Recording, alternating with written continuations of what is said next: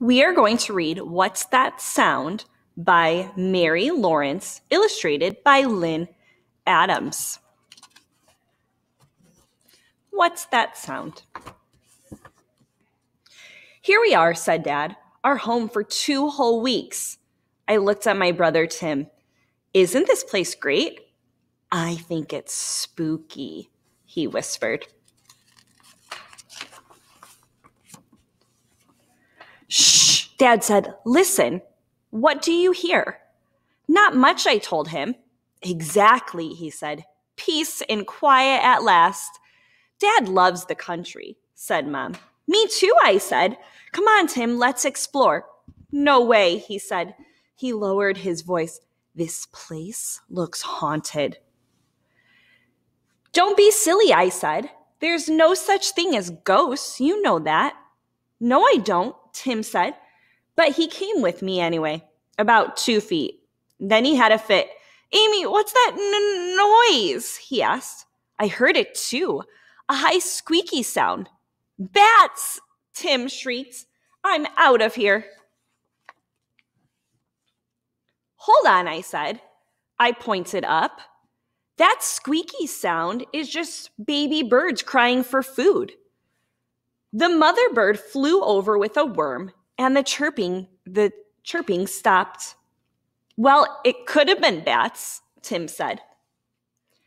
During dinner that night, we heard a high tinkling sound. Tim's eyebrows shut up.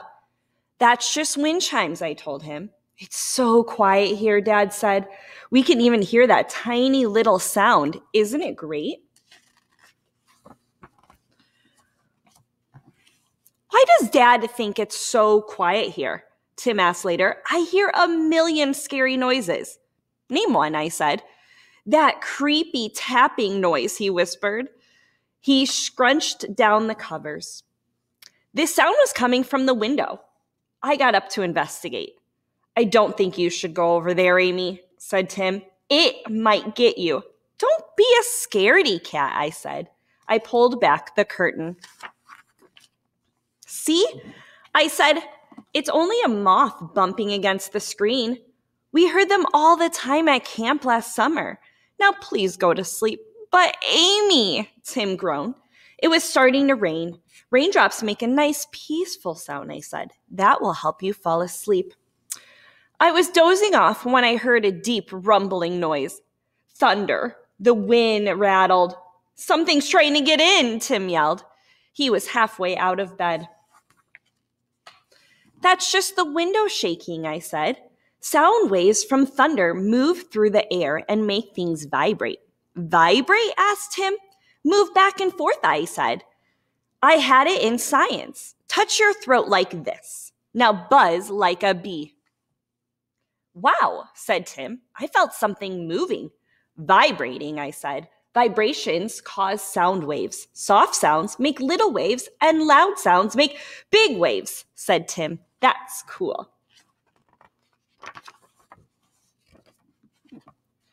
But I still say this place is full of scary noises, Tim said. You know what? I said. You make more noise than all the noises in this place put together. Can we please go to sleep? Amy, Tim said, can I sleep next to you? He grabbed his blanket and made a bed on the floor before I could say a word. I said, okay, anyway. Maybe now I could get some sleep. I was starting to have a wonderful dream when Tim grabbed my foot. Amy, wake up, he whispered. Something's moving on the stairs. It's making a creaky sound. I didn't hear anything. Just cover your ears and go to sleep, I said. Then we heard something smash downstairs. This time I jumped out of bed. We'd better go see what happened, I said. Tim shook his head. Okay, I'll go by myself, I told him. Wait, Tim said, I'm coming. I put my finger to my lips. Tim nodded and we crept downstairs. A bolt of lightning flashed outside. Then came a loud crash of thunder.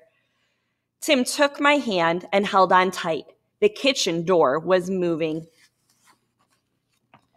Whew, there was Dad holding a fat sandwich. Hope I didn't scare you, he said. Who, us? Said Tim. We looked at each other. My grumbling stomach was keeping me up, Dad said. Sorry I woke you. I dropped a plate. Are you guys hungry? No, thanks, I said. We're too tired to eat. We went back upstairs. Tim finally fell asleep, and so did I. Even the storm couldn't keep us awake. Ah, the peace and quiet, Dad said again at breakfast. Mom smiled. Tim doesn't think it's quiet here, I teased. He thinks every little sound is a ghost. No, I don't, said Tim. Last night I did, but that's because I didn't know what was making the sounds. I'm okay now, I think. Good, I said. Then no more talking about haunted houses. No more worrying about ghosts or monsters. Deal? Deal, said Tim. He really meant it. He didn't mention ghosts even once that day. Around sunset, we went out and caught fireflies. Suddenly, we heard a low moaning noise. Ooh, ah, ooh. What's that sound? I cried. It was like nothing I'd ever heard before. I couldn't help it. I was scared.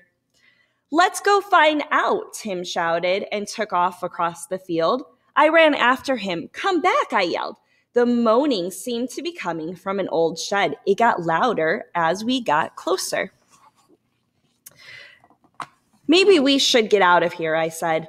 I really didn't believe in ghosts, but if there were any, they'd sound like this. We can't, Tim said. We made a deal, remember? No more ghosts. I couldn't believe what Tim did then. He went inside. No, Tim, I cried.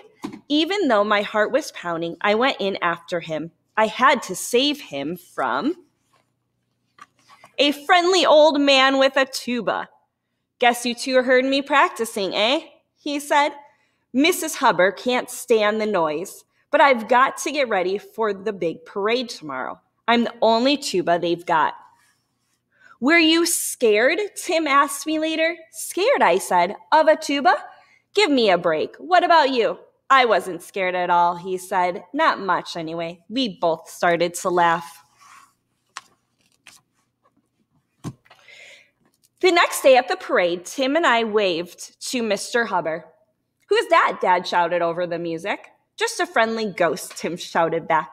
Mrs. Hubbard was at the parade too. She didn't seem to mind the tuba one bit. Then the wind blew back her hair, and we discovered why. She had cotton in her ears.